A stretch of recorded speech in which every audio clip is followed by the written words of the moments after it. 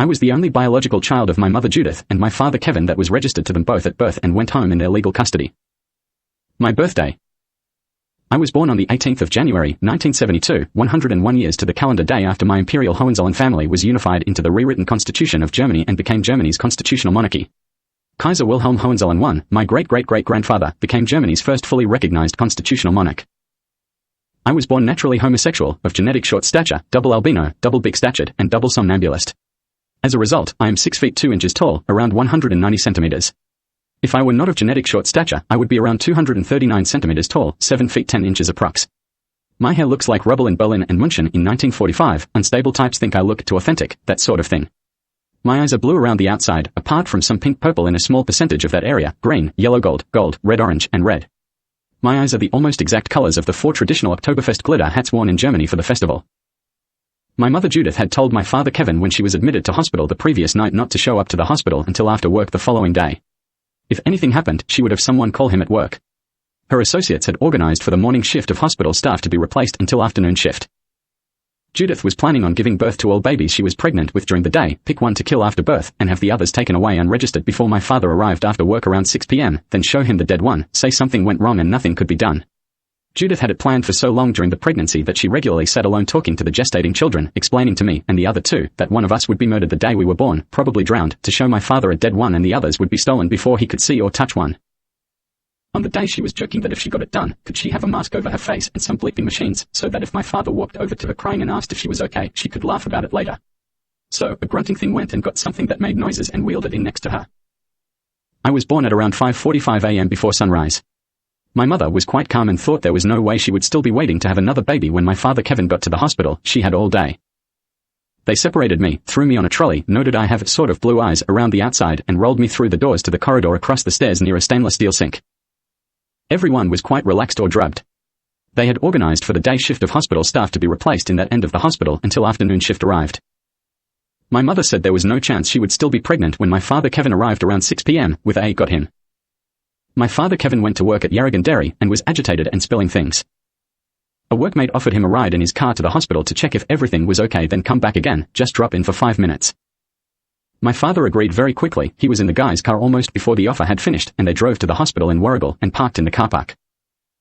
My father Kevin entered the hospital and went up the stairs to where my mother was supposed to be.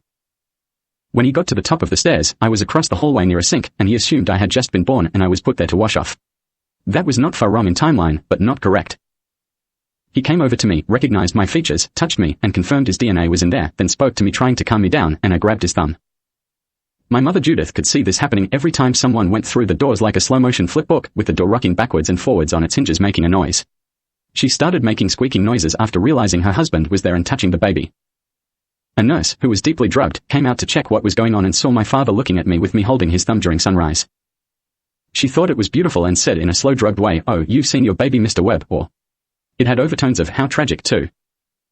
My father headed towards the nurse and towards my squeaking mother, and just as he looked like he was thinking about going in through the doors, his ride honked the horn and yelled, "Come on Kevin, if you want to go back to work, we have to leave now." He was told everything was okay by the nurse who made like a drugged person was going to inconveniently get in his way if he moved forward, and it could be messy, and was reassured everything was fine and he could leave, so he went back to work. As soon as he was out of earshot, my mother went absolutely berserk and started yelling abuse, demands, threats and anecdotes very loudly, until mid-afternoon.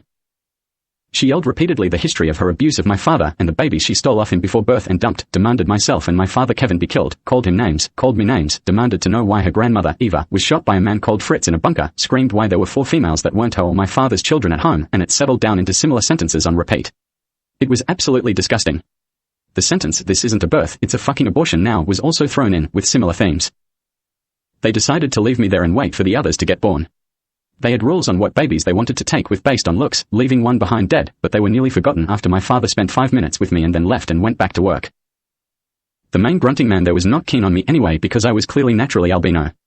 He did that deranged thing lunatics do where he pretended to be scared to touch me. There was no opposite-toned baby to swap me with, so there was little or no chance they were going to take me with them regardless. The second-born one was born around 9 a.m. When he came out, a grunting thing tried to sound like he gasped, as if this one might be what they wanted in looks, and made some grunting noises. Probably trying to mollify my mother. Then walked off without cutting the umbilical cord. He kept going until it pulled tight, then tried to pull the second-born loose. He pulled a few times until he remembered to cut the cord, wrap the baby up, and put it aside in the room my mother was in, inside the doors. The tugging caused my placenta and the second-born ones to come loose in there with one baby yet to be born. They settled back down to do whatever they were doing, letting my mother scream. They did drugs, touched each other, drank alcohol, and seemed to be able to tolerate my mother screaming. Then someone went and got them some lunch. The third-born came out around 12:30 p.m. He rolled to come out, which caused him to get tangle wrapped up in the other two placentas. When he slid out there was a disappointed grunt that sounded like, "Oh, looks like it's got black hair," when his head started showing. He was totally wrapped in placentas and umbilical cords when he finished getting born. His own placenta sort of slid out after him. They could not even see his face. The nurse, who was deeply drugged, said, "What do you want to do with this one?" A grunting noise followed that said to just put him in the corridor with the other one, and something about him interrupting their fish and chips. She walked through the door and dumped him next to me, top tail. He was snorting, trying to breathe through his nose, with his mouth covered in clear-looking placenta goop like cling film. He could smell me, as I had not been washed since I was born before 6 a.m., and it was heading for 100 degrees outside. I lifted my arm and banged him on the head with it, which popped the cling film-like stuff over his mouth. He coughed up through it immediately, took a breath, made a crying noise, coughed up again, and then started crying, breathing through his mouth.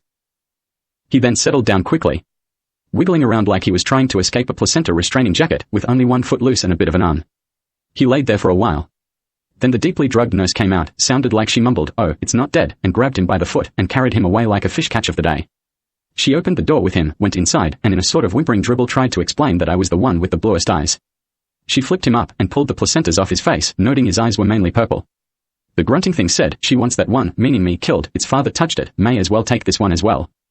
Grabbed him, pulled the placentas off him, wrapped him up like fish and chips and put him with the other. Then there was a pause, and a male transvestite with real false breasts climbed in the external window from the outside balcony into the room they were in and stood there.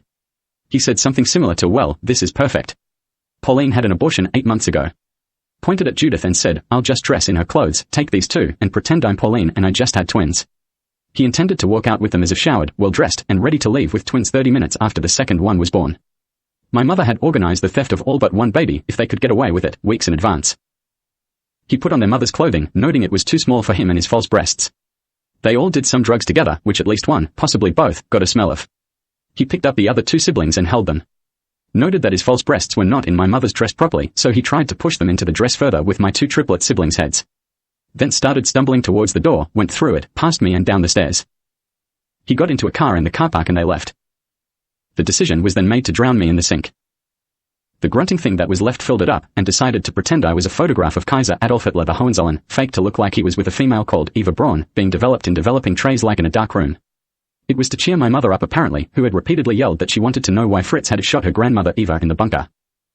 So, he dunked me into the water and held me under with both hands, waited until bubbles started slowing down out of my nose, then let me up and pretended to swap me to the next tray of developing fluid. Then did it again, thinking he would hang me up like a wet photograph to dry dead afterwards. Then did it again, making sure there were less bubbles each time compared to the previous time. That continued until I could not breathe anymore. Then my heart stopped beating. My mother yelled, "Kill it, kill it. Have you got a gun? Just fucking shoot it or something," for the umpteenth time for the day. He replied with a casual, "No, I don't have a gun." Implying that everything was under control, I was dead, no need to panic. Then he saw a little silhouette of an elderly man reflected in the shiny backsplash of the sink, standing at the top of the stairs.